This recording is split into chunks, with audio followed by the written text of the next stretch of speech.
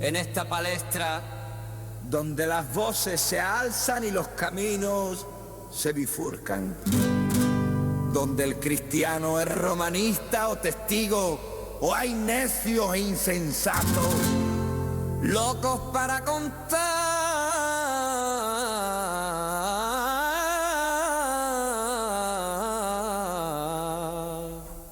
relatos.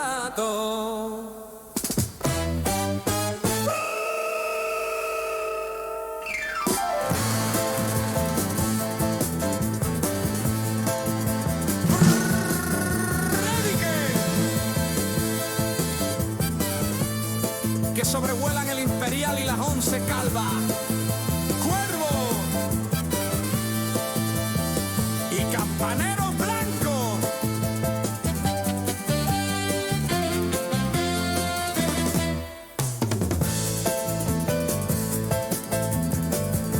En medio de esto, una pregunta que lo cambia absolutamente todo. ¿Estás enterado que Cristo murió y resucitó según la historia? Flavio Josefo, Plinio el Joven, Tácito, C.S. Lewis, Josh McDowell, Lee Strobel. Lee, culturízate, deja un poquito Netflix y lee más tu Biblia. Porque, como dijo Isaías, ay de mí, que soy muerto. ¿Por qué? Soy hombre inmundo de labios y habito en medio de pueblo que tiene labios inmundos. Y he visto con mis ojos al Rey, el Señor de los ejércitos.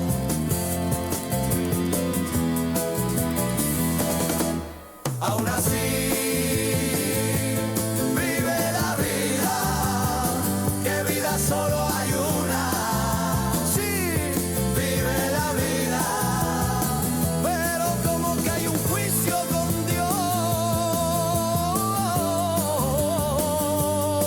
esperándote.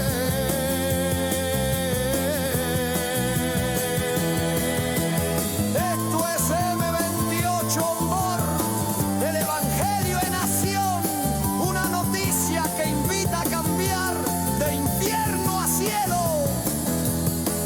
No hay más. Amén,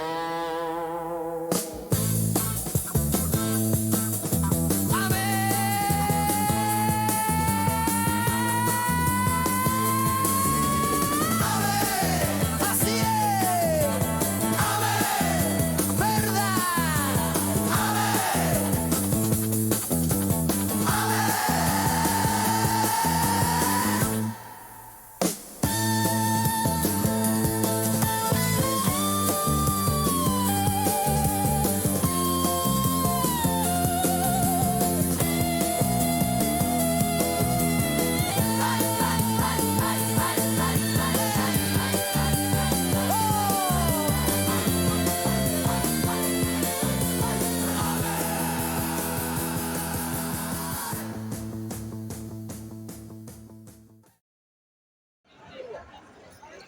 Buenas noches, Sevilla.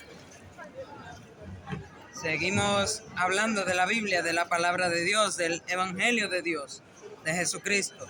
Me quiero centrar en el relato de la crucifixión de Jesús.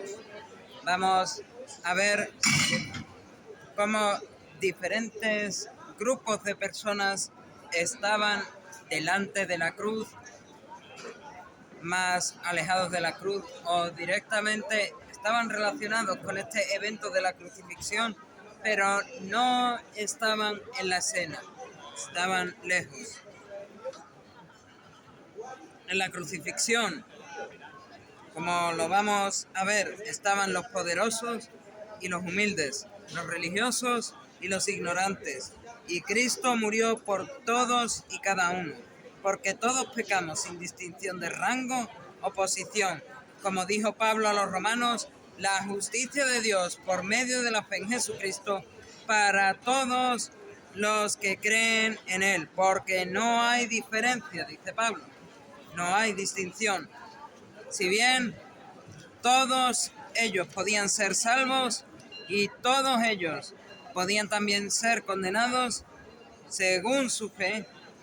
Hay una distinción clara de cómo debería ser la fe de cada uno cuando conoces de Dios. Y en estos términos no puedes hablar a la ligera. Soy cristiano, soy católico, soy de X religión, de Y religión. ¿Qué me dices tú de tu fe? Vamos a hacer un diagnóstico de cómo somos los seres humanos. Tenemos que empezar por la clave. El ser humano ha pecado, somos pecadores. El gobernador Pilatos, el sacerdote Caifás y también el pueblo simple, todos fueron culpables. Como dijo David en el Salmo 14, todos se desviaron, a una se han corrompido, no hay quien haga lo bueno, no hay ni siquiera uno. Vamos a ser juzgados ante Dios. Segundo punto de este diagnóstico, vamos a ser juzgados ante Dios. No hay títulos ni privilegios, como así lo expresó Pablo a los romanos. Dice así: pero por tu dureza y tu corazón no arrepentido, atesoras para ti mismo ira para el día de la ira y de la revelación del justo juicio de Dios, porque no hay acepción de personas para con Dios. Y tercer punto de este diagnóstico de las personas humanas, de los seres humanos: somos culpables, reos del infierno. El juicio divino no hace distinción, no respeta el estatus humano, como dijo Juan en el Apocalipsis. Y el que no se halló inscrito, lo repito, el que no se halló inscrito en el libro de la vida fue lanzado al lago de fuego. Esto está en Apocalipsis capítulo 20. Tres estatus de personas ahí en la crucifixión de Jesús. Podían estar al pie, cerca, más lejos, o no estar en la escena pero estar implicados. Tres estatus de personas. En la cruz hubo tres tipos de poderes que se vieron involucrados en la redención, acorde a la voluntad de Dios que Él mismo diseñó. Como Él dijo en Romanos capítulo 8, porque los que antes conoció también los predestinó para que fuesen hechos conforme a la imagen de su Hijo, para que Él sea el primogénito entre muchos hermanos.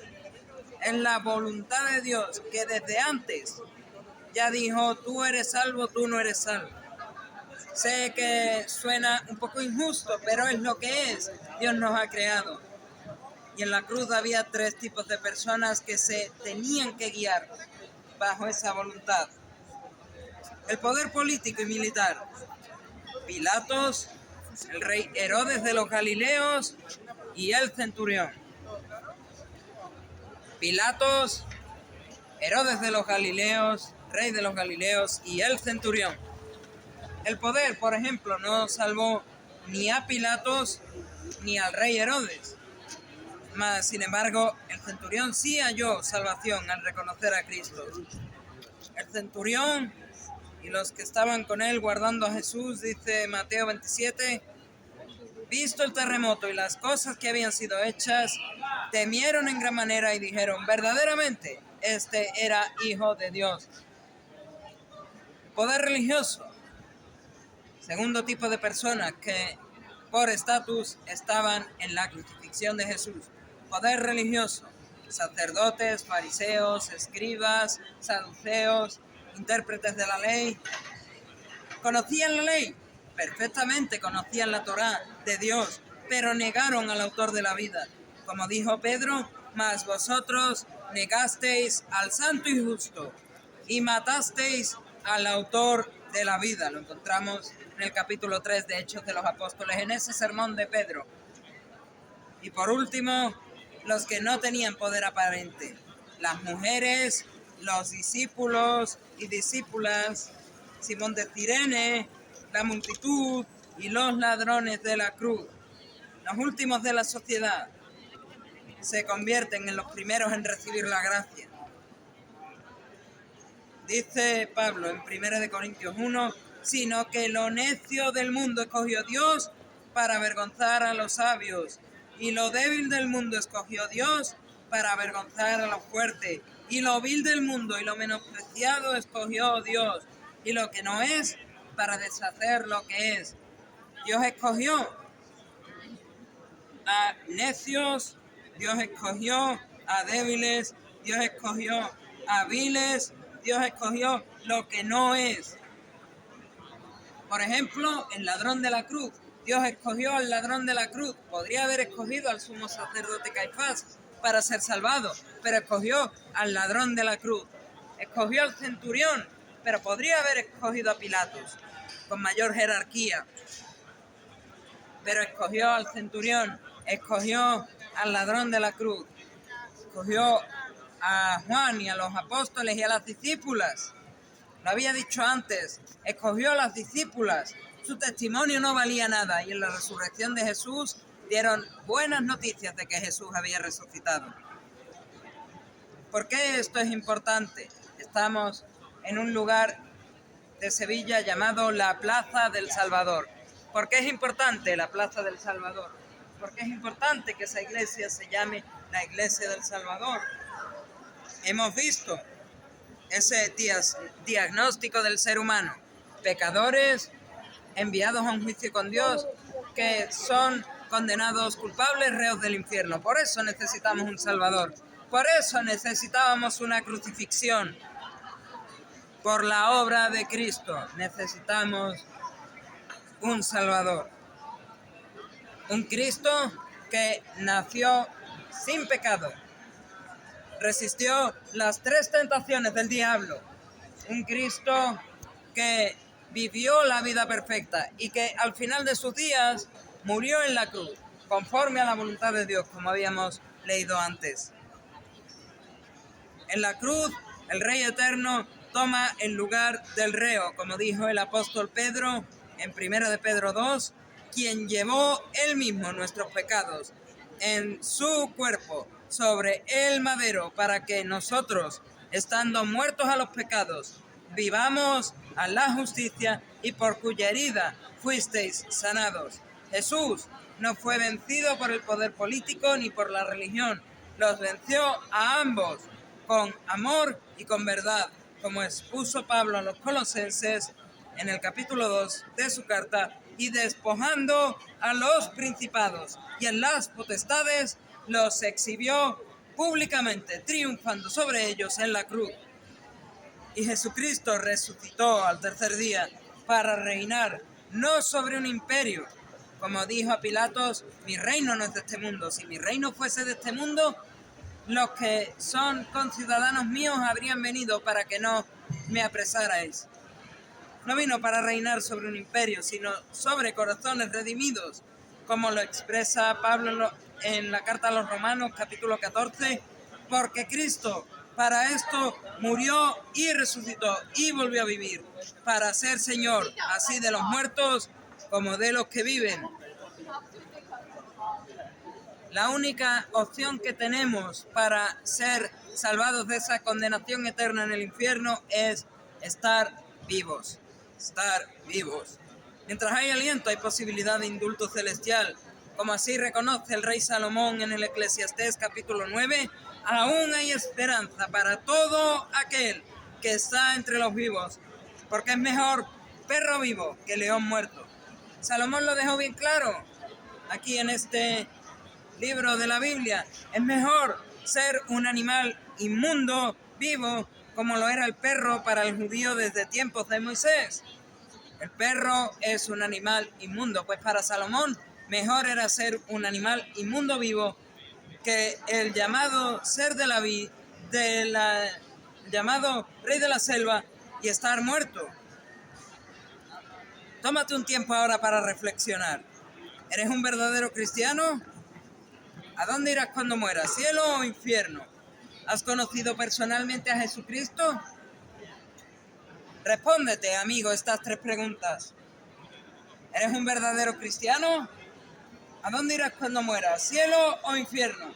¿Has conocido personalmente a Jesucristo?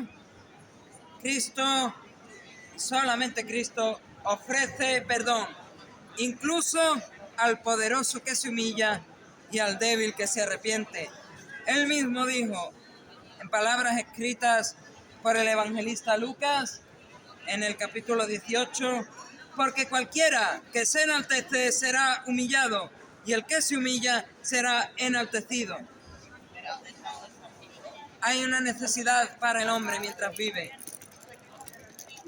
una necesidad de ser salvado y una necesidad que solo se puede dar a través de arrepentimiento y a través de la fe. Como el centurión que dijo, verdaderamente este hombre era hijo de Dios. Esa confesión convierte al verdugo en creyente, al enemigo en adorador. Jesús fue claro cuando él y los discípulos preguntaron.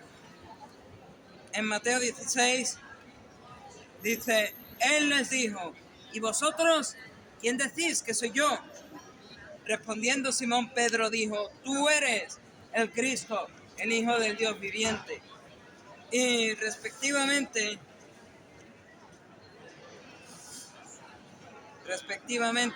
en Juan capítulo 14, dice, Jesús le dijo, yo soy el camino, yo soy la verdad, yo soy la vida. Nadie viene al Padre sino por mí. Si me conocieseis, dice Jesús, también a mi Padre conoceríais. Desde ahora me conocéis, desde ahora le conocéis y le habéis visto. Felipe le dijo a Jesús, Señor, muéstranos al Padre. Señor, muéstranos al Padre y nos basta. Mas Jesús le dijo a Felipe, ¿tanto tiempo hace que estoy con vosotros y no me has conocido, Felipe? El que me ha visto a mí, ha visto al Padre. ¿Cómo pues, dices tú, muéstranos al Padre? ¿No crees que yo soy en el Padre y el Padre en mí? Las palabras que yo hablo, no las hablo por mi propia cuenta, sino que el Padre que mora en mí, Él hace las obras. Creedme que yo soy el Padre y el Padre en mí. De otra manera, creedme por las mismas obras.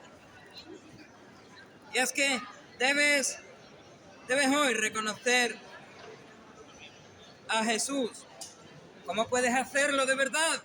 Lo hemos dicho, arrepentimiento y fe. ¿Cómo puedes reconocer a Jesús de verdad? Pablo dice a los romanos que si confesares, quédate bien con esta palabra, confesares con tu boca que Jesús es el Señor,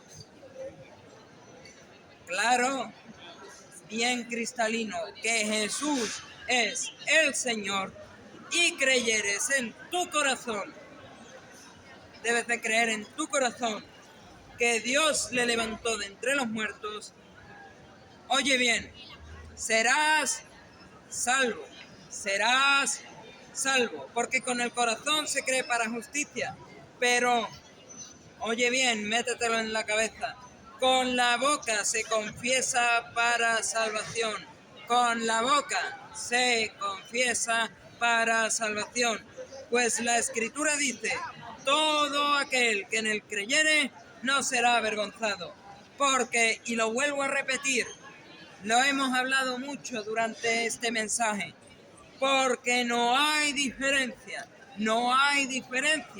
entre judío y griego, pues el mismo que es Señor de todos, es rico para con todos los que le invocan, porque todo aquel que invocar el nombre del Señor será salvo. Y Jesucristo y el mismo Pedro hablan de esta fe que había que tener. Pero la fe salvífica de la que hablan tiene una segunda cláusula, una condición. Considero que es una condición sine qua non para ser salvado. Considero que es una condición que solo puede dar el Señor, al igual que la fe. Y es que hay que arrepentirse. Pedro dijo en Hechos capítulo 3, así que arrepentíos y convertíos para que sean borrados vuestros pecados. Concluyo brevemente.